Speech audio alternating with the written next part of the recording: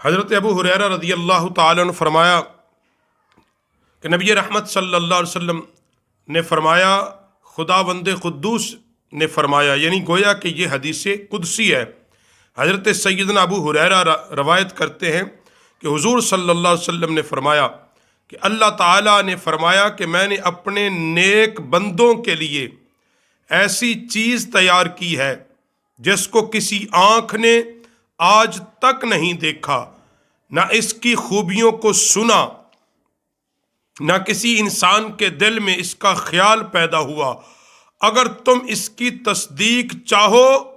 تو قرآن کی آیت پڑھ لو۔ یعنی کوئی چیز اس چیز کو نہیں جانتا، کوئی شخص اس چیز کو نہیں جانتا جس کو پوشیدہ رکھا گیا ہے، جو آنکھ کی ٹھنڈک کا سبب ہے۔ اور پھر سیدنا ابو ہریرہ رضی اللہ تعالیٰ عنہ روایت کرتے ہیں کہ رسول اعظم صلی اللہ علیہ وسلم نے فرمایا، جنت میں ایک کوڑے کے برابر جگہ، یعنی جنت میں کوڑے دان کی جو جگہ ہے، دنیا اور جو کچھ دنیا کے اندر ہے، اس سب سے بہتر ہے۔ اور حضرت انس پاک کہتے ہیں کہ حضور سید عالم صلی اللہ علیہ وسلم نے فرمایا، صبح اور شام کو اللہ تعالیٰ کی راہ میں ایک بار جانا دنیا اور جو کچھ دنیا کے اندر ہے سب سے بہتر ہے۔ اگر جنتیوں میں سے کوئی عورت دنیا کی طرف جھانک لے تو مشرق و مغرب کے درمیان روشن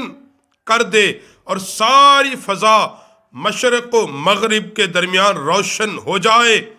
اور اللہ ساری فضا کو خوشبو سے بھر دے۔ اس کے سر کی اوڑھنی دنیا اور جو کچھ دنیا کے اندر ہے سب سے بہتر ہے۔ پھر سیدنا ابو ہریرہ پاک اس سے آگے روایت کرتے ہیں کہ رسول اللہ صلی اللہ علیہ وسلم نے فرمایا، جنت میں ایک درخت ہے، اگر کوئی سوار اس کے سائے میں 100 برس تک چلتا رہے تب بھی وہ سایہ ختم نہ کر سکے،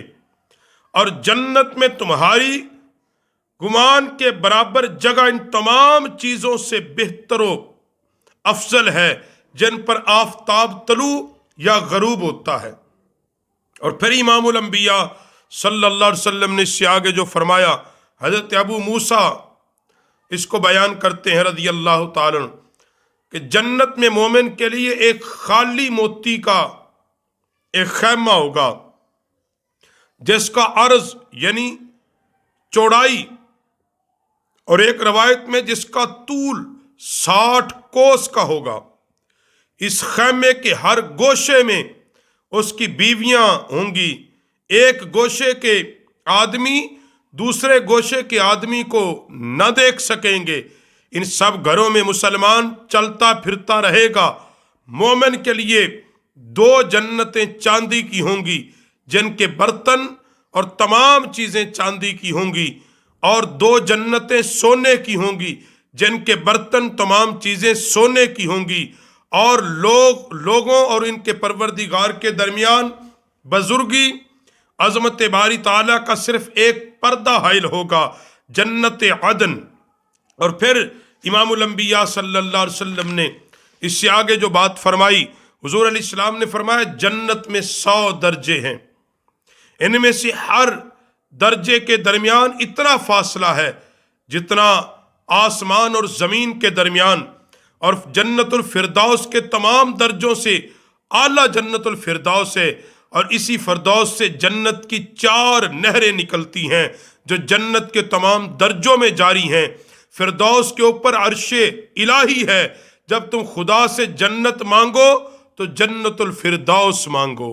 اور پھر امام الانبیاء صلی اللہ علیہ وسلم حضرت انس کہتے رسول اللہ صلی اللہ علیہ وسلم نے فرمایا، جنت میں ایک بازار ہے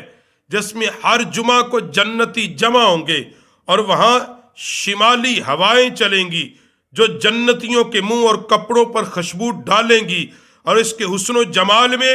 زیادتی ہو جائے گی۔ پھر جب وہ زیادہ حسین و جمیل بن کر اپنی بیویوں کے پاس جائیں گے تو ان کی بیویاں کہیں گی، قسم ہے اللہ کی، ہم سے جدا ہو کر تم نے اپنے حسن و جمال کو بڑھا لیا۔ اس کے جواب میں وہ کہیں گے، ہمارے بعد تمہارے حسن و جمال میں زیادتی آ گئی ہے۔